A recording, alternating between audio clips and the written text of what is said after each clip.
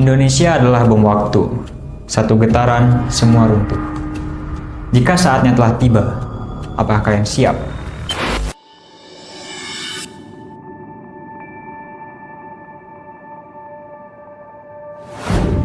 Indonesia adalah negeri yang rawan akan bencana, diapit oleh 3 lempeng utama, Pasifik, Eurasia, dan Indo-Australia.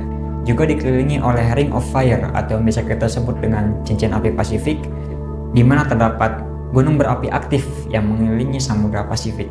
Indonesia menjadi salah satu negara yang telah mencatat rekor gempa dengan magnitudo terbesar di dunia sebesar 9,1 hingga 9,3 MW pada tahun 2004 di Sumatera Andaman. Bahkan korban yang berjatuhan tidak hanya di negara Indonesia saja, namun juga menuju hingga negara-negara tetangga dan menewaskan sekitar 230 hingga 280 ribu jiwa di beberapa negara. Tentunya Indonesia menjadi negara yang paling parah terdampak hingga butuh waktu 5 tahun untuk memulihkan kembali wilayah yang hancur. Gempa ini tercatat sebagai gempa yang terbesar ketiga di dunia setelah gempa Chili pada tahun 1960 dan juga gempa Alaska pada tahun 1964. Epicentrum terletak di lepas pantai barat Sumatera, Indonesia, sekitar 160 km dari kota Banda Aceh. Gempa ini memicu tsunami yang menghantam pantai-pantai di sekitar Samudra Hindia dan berdampak besar ke negara-negara lain seperti Sri Lanka, India, dan juga Thailand. Gempa ini disebabkan oleh patahan di zona subduksi antara lempeng Indo-Australia dan juga lempeng Eurasia yang menyebabkan dasar laut naik secara tiba-tiba dan memicu gelombang tsunami yang besar.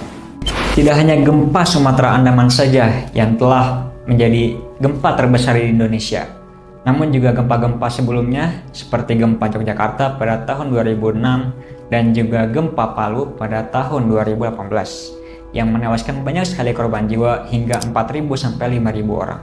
Melansir dari data di Volcano Discovery, Indonesia telah mengalami gempa sebanyak 9.065 kali dalam 1 tahun terakhir per tahun 2024 ini. Beberapa di antaranya merupakan gempa dengan magnitudo yang cukup besar. Salah satunya adalah gempa yang terjadi di Kota Garut pada tanggal 27 April 2024 dengan skala magnitudo sebesar 6,5 MW. Kejadian gempa ini tentunya banyak sekali memakan korban jiwa dan merugikan banyak pihak. Lalu bagaimana cara kita mengantisipasinya di saat gempa itu terjadi? Berikut merupakan pendapat dan arahan yang dikeluarkan oleh pakar akademisi dan Pusat Informasi Gempa BMKG. Faktor utama terjadinya gempa bumi di Indonesia itu berkaitan dengan kondisi geologi di Indonesia. Istilahnya tektonik. Jadi ada satu kondisi di mana Indonesia ini terdiri atau tersusun oleh beberapa lempeng yang saling berinteraksi. Nah, interaksi antar lempeng inilah yang menyebabkan terjadinya gerakan massa. Dan gerakan massa ini karena mempunyai karakteristik tertentu menyebabkan terjadinya tekanan atau tegasan. Tegasan ini yang kemudian diserap oleh material bawah permukaan, batuan dalam hal ini, lalu dilepas secara tiba-tiba, dan itulah yang dirasakan sebagai gempa. Secara umum Indonesia itu diapit oleh 3 lempeng besar. Yang pertama itu lempeng Eurasia, di mana Indonesia itu terletak di lempeng itu sendiri. Terus yang kemudian di selatan Indonesia itu ada lempeng Indo-Australia yang menekan ke arah utara. Dan di sebelah timur Indonesia itu ada lempeng Samudra Pasifik yang menekan ke arah barat. Dan ini adalah faktor utama yang menyebabkan Indonesia itu menjadi, kita bisa bilang, laboratorium bencana dengan kondisi kegempaan yang cukup signifikan karena 3 lempeng besar ini. Nah, akibat dari 3 lempeng besar ini pun imbasnya adalah banyaknya sesar-sesar atau patahan-patahan di darat yang juga berimplikasi pada banyaknya kejadian gempa bumi di wilayah Indonesia. Seperti itu. Jadi gempa bumi sendiri sebetulnya tidak mematikan. Yang mematikan itu adalah bangunan yang runtuh yang menyebabkan kematian-kematian. Kemudian longsor akibat gempa bumi dan tsunami akibat gempa bumi.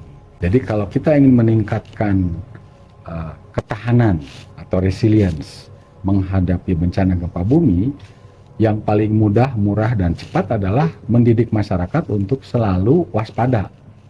meningkatkan kesadaran dan kesiapsiagaan masyarakat.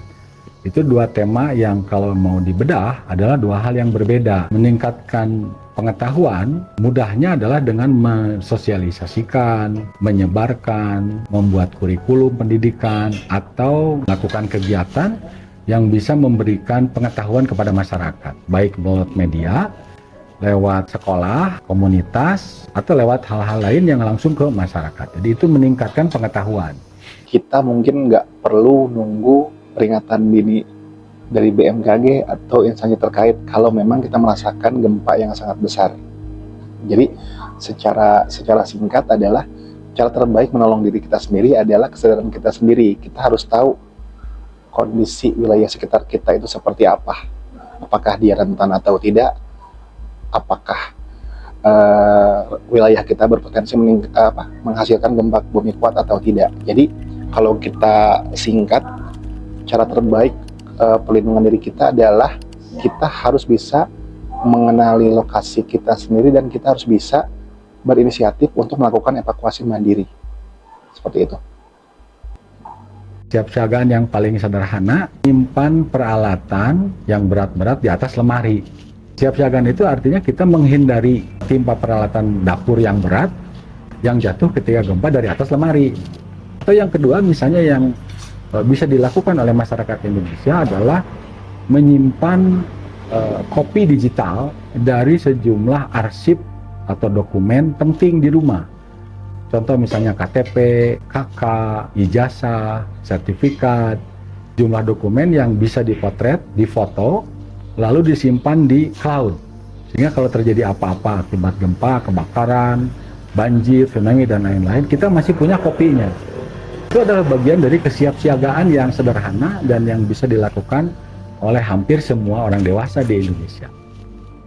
Terkait sosialisasi edukasi dan mitigasi kebencanaan yang dilakukan oleh BMKG itu kita punya program yang kita namakan sebagai Sekolah Lapang Gempa Bumi, dan yang satu lagi adalah BMKG Goes to School, di mana untuk Sekolah Lapang Gempa Bumi itu sendiri biasanya kita targetkan audiensnya adalah para stakeholder terkait kebencanaan dari mulai level desa, kecamatan hingga kabupaten kota.